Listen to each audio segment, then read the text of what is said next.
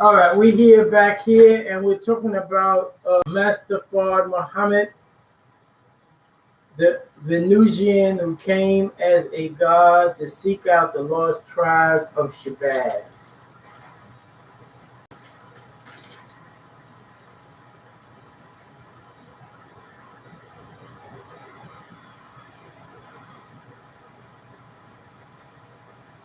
Think and remember where you come from. We are the original seed of what you call gods.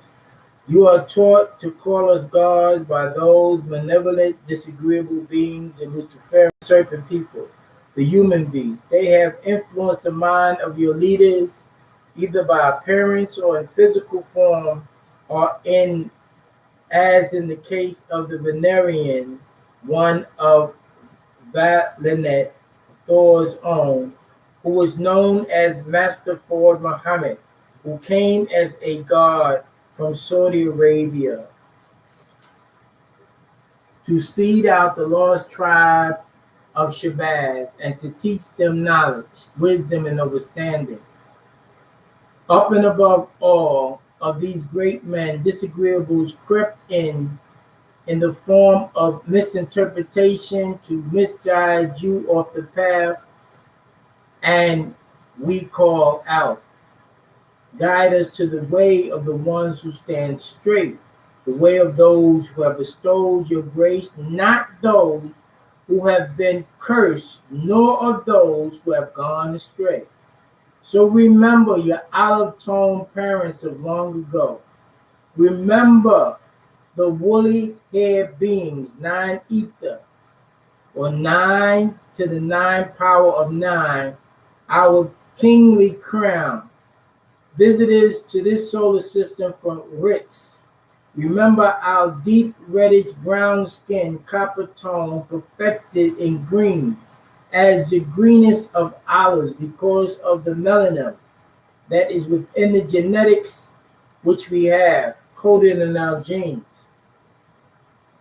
The true Nubians, or new beings, you, the Melanites, and your way of life, Nuwabu, sound right reasoning. You are the original etheric parents. You are your original etheric parents, the Etherians that have returned in flesh just for you. You must know that in the lunar logging of the 5th point in May, when the planet called Gaia, the living organism, also called Gaia, positioned itself in a location of the revolution of the planet called Earth. In the year 2000, the Gregorian calendar, the gates in which you refer to as heaven, this great vortex went open, and the planets will have realigned themselves and excuse the cherubims and their flaming swords from the way to the tree of eternal life, and open once again the throne of Anu. This will be an alignment of the major planets and the mothership Nibiru, nearing your solar system, waiting for the time, which will be in its lunar logging of the 12th point in August, when the Earth positioned itself in the location of revolution of the planet called Earth. In the year 2003 of the calendar, which is when the vortex will reopen. It is then that the sham or passenger ships will reach the planet Earth, coming forth to you for the rebirth of the elite few, the 144,000 from the moon base, forming a six-pointed star and crescent moon in the sky as your sign. If we are blocked, we shall continue to try to abduct you until the lunar logging of 26 in June, when the Earth positions itself in the location revolution of the Earth year 2030 of the Gregorian calendar. Know this is my child. Know this, my child, in the lunar logging of the 24th in August, when the planet called Earth positioned itself in the location of the revolution of Earth in the year 2043 of the calendar, this vortex will reopen and we must depart with or without you. So be prepared. My child, listen and understand. The crafts are coming to pick you up, their children.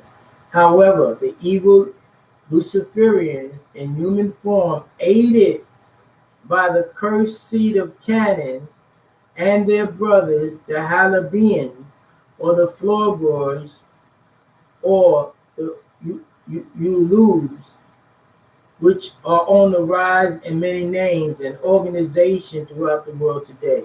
They're trying their best to make you, the children of the Anunnaki Elohim, regress back to your state of Homo erectus. If you regress back to that state, then my children, the elders, have no reason to come for you, for it is Homo sapien that is in our image and after our likeness. Let me explain to you how it all began. It all started when the Anunnaki needed to protect the dwelling atmosphere from their home planet Ritz. The rays from the three suns, Uto, Shamus, and Apsu, were depleting our ozone layers. The energy level of the radiation was increasing and made the hole in the ozone layer bigger every time all the sun shone on the planet at the same time. It is the same as the Earth. When the ozone layer is depleting, allow more damaging ultraviolet rays to penetrate the atmosphere. However, unlike the planet Ritz, the planet Earth has one sun, so the depletion level is not occurring as fast, but will happen eventually. The planet Ritz has three suns that all have damaging ultraviolet rays and has a much faster rotation than that of this planet. So the depletion of the ozone layer occurred at a faster rate. We needed to build a protection, a dome of gold dust particles suspended in the atmosphere to protect the planet from the damaging ultraviolet rays. We had to abort our planet until it could be mended.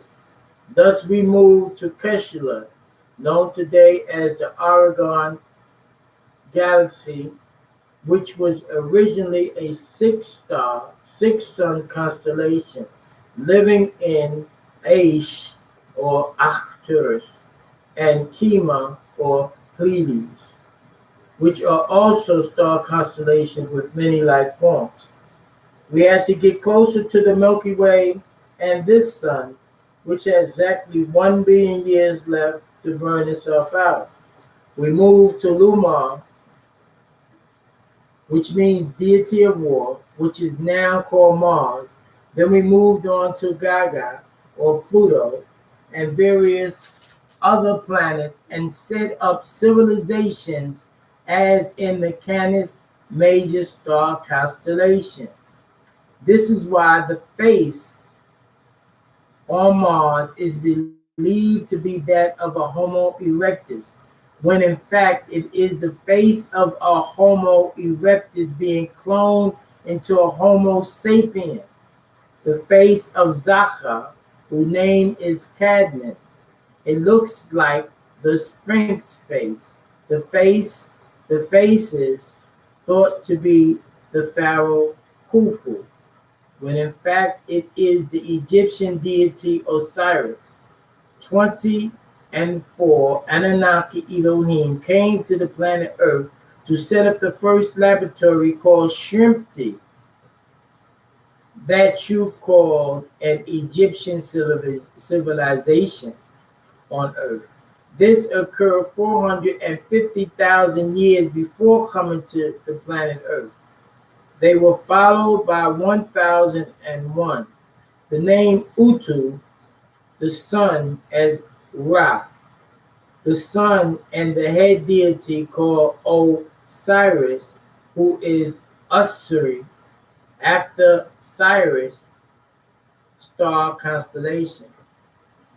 We, the Anunnaki, originally came here to the planet Earth to mine for gold and take back our planet rich. First, we sent Rumadians who built androids called robotics or robotoids. Then, biological gravitation was added, needed for thinking beings to complete the mission, so they were sent to scout and survey this very planet.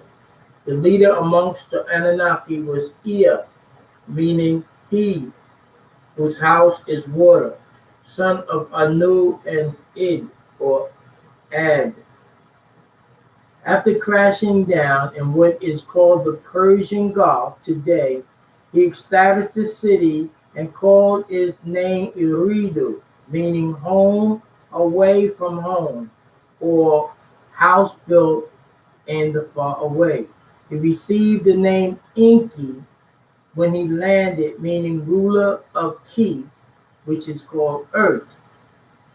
His other name was Nundamet, he who fashioned things. Enki built waterworks in the marshlands at the head of the Persian Gulf. He surveyed the marshlands, cut canals for drainage and water control, built dikes, dug ditches, and built structures of bricks molded from local clays. He joined the Ediglat, Tigris, Furatu, Euphrates rivers by canals, and at the edge of the marshlands he built his water house. He built a cube-shaped temple called the Ubaid Shrine, and there the secrets were stored. Enki was assigned to Earth, and he agreed to the assignment. He was chosen for this job because he was a brilliant scientist and engineer. However, all did not go well with Enki. Enki got caught up in the delicacies of the world and stopped transporting the gold. He started to take the gold, shipping it to South America instead of taking it straight on home. Enki started to wear the gold. It should be known that up until this point, the Anunnaki did not wear gold. He got caught up with these people who were half African and half Chinese, called the Native Americans, the Hopi, the Navajo tribes. The Inca Indians also came from this mixture. Enki promised the Inca he will come back in a Saret, meaning 16 years for the gold. However, he didn't because he was sentenced in the Nibiru and was not allowed to come to the planet Earth anymore. This is why when a man came by the name of Hernando Cortez, some calling him Quetzalcoatl, came at the end of one of their 60-year cycles, those innocent people thought him to be Enki, returning as their ancestors they predicted for thousands of years, and they turned all the gold over to him, showing him and his crew the massive amount of gold stored in the underground caverns in what is called Ecuador today. He was easily thought to be Enki because he was 6 feet tall and he had a beard like the description they had of Enki. Since all did not go well with Enki, the gold had been slowed up. Thus, my child, more Anunnaki was sent. They came down in groups of 50s. One of the groups was led by Murdoch, leader of the deities. son of Enki, and Damkina, faithful wife. The plan that Enki had, which was to extract gold from the seawaters by laboratory-like process, did not work as expected. However, the gold was still badly needed, and the Anunnaki faced a tough decision. To abandon the project was out of the question, so they had to find a new way of getting the gold, which was through mining. By then, the Anunnaki knew that there was a lot of gold in Abus, or the primitive source, or Zuab. Abus was also called Manandapa, located in what is now called Zimbabwe, formerly called Rhodesia, near South Africa, which was then called Raphael. However, the African gold had to be extracted from the depths of the earth through mining, and the mining had to go from the easy water treatment process to a hard toil process, which was to extract the gold from beneath the surface of the earth, they call Abaddon. By the time Enlil, meaning ruler of the skies, or Nunamer, meaning the light of fish, which was his other name, son of Anu and Antum, was sent down to take charge of the earth's mission and organize the gold deliverance to Nibiru. This caused a rivalry and jealousy between the two brothers, Enki and Enlil, who were sons of Anu the Most High. However, Nundimud Enki and Nundimud Enki disagreement began when Antum, the wife and half-sister of Anu, gave her highest service Id to husband to her husband Anu. Atum gave Id to Anu because she could not beget children. Id and Anu had a son named Nudamud, later to be called Enki, who was the first son of Anu. A message sent to Anu to tell him that Antum will bear a child whose name would be Nunamir, later to be called Enlil. Atum had given birth to Enlil, and after some time, Atum became jealous of Id's relationship with Anu, so she asked Anu to put Id and her child out. Anu complied and sent Id and Enki to Eridu, referred to as the desert. This made Enki mad. By Nibiru rules, the succession in Lil became the legal heir instead of Enki. So Enki believed that Enlil stole his birthright. When all had arrived to Tamat, Enlil had meetings with the Anunnaki to break the tribes and spread out into 7 different cities. However, Chakal and Nusku could no longer take the blasphemy of Nun Demud, who named the city after himself Nod or Nud, and welcomed all sorts of outside beings who had come to the planet Earth, who wandered in and out. He called them aliens. He set up laws and borders with restrictions, creating the first immigration laws.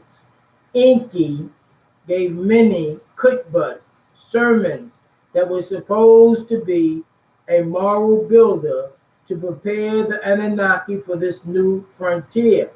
However, Enki did not, contrary, and many were weak and listened to him. They never did this kind of hard work before. Mining was new. Many left families behind on Ritz, so Inky sounded very impressive, and also because Enlil was not present to speak on behalf of his father's rule. He utilized the migration of Anunnakis, who were the giants in earth, as well as warriors. Enki made them as Lugos, warlords, and head of his own police department.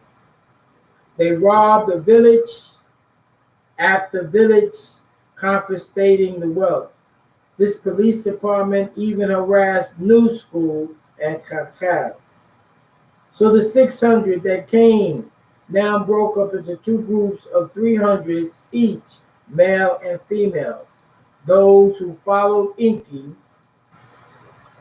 was surrendered himself to Hindu deities called Leviathan. And those surrendering to their customs and traditions, and even went as far as to raise the goddess Ishtar, also called Inanna, to be a supreme deity called Sin.